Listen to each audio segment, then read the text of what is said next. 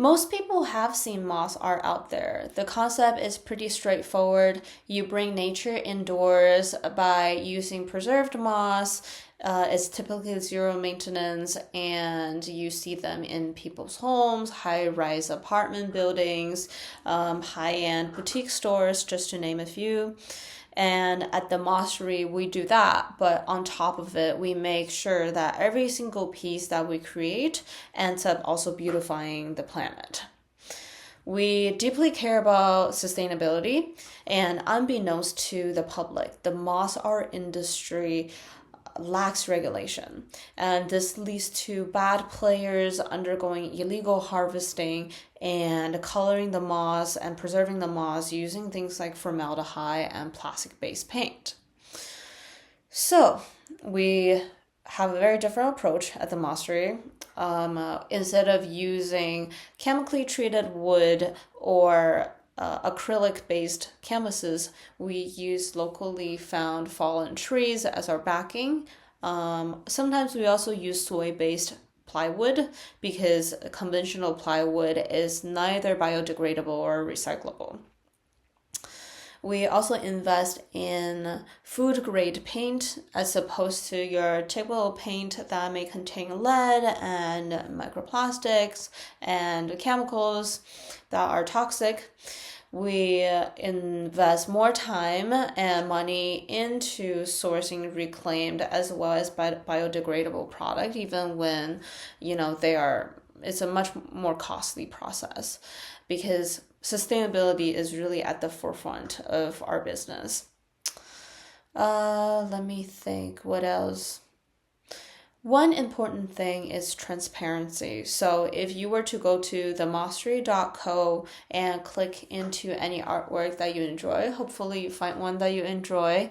Alongside of the image of that artwork, you are also able to see a list of materials used for that.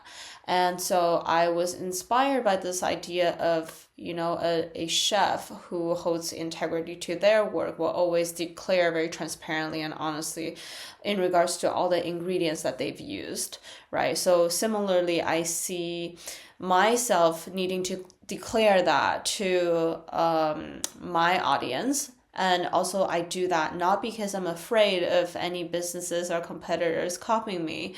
In fact, I welcome more businesses and artists to collectively raise the bar in terms of our environmental responsibility and just do better. Because I think when we are creating the beautiful artwork or a beautiful product, it's important to not only think about the immediate temporary result, right, and how our customers feel about it at the moment, but we also need to think about the legacy that we leave behind, both through our process as well as our messaging. I created the Mossery out of my passion in sustainability, and luckily for me, the Mossery, the business, generally aligns with who I am as a person and my career path.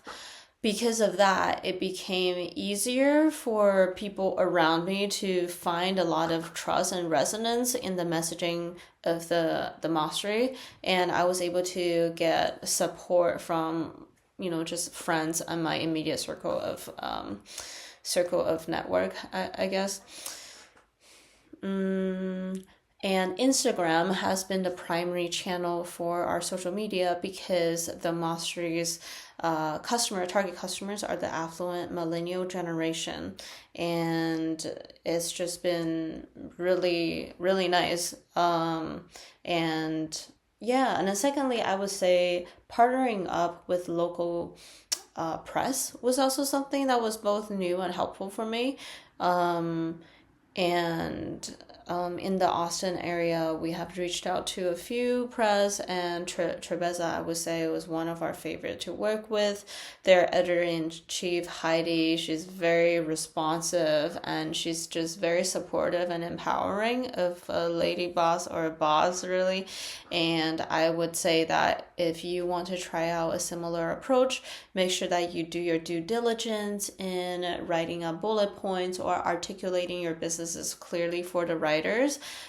So they have talking points to go off of, and it just makes everyone's lives easier.